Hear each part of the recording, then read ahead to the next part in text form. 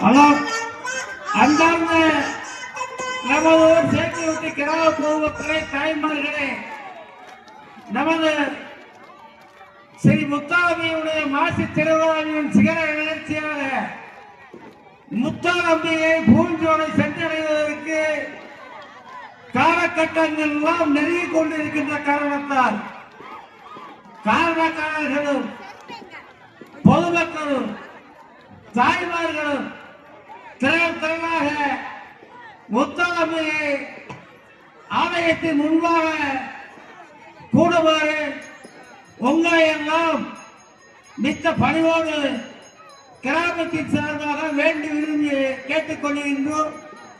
மீண்டும் ஒரு முறை தெரிவித்துக் கொள்கின்றோம். என்னென்ன நிகழ்ச்சிகள் எப்பொழுது நடைபெற வேண்டும் என்பது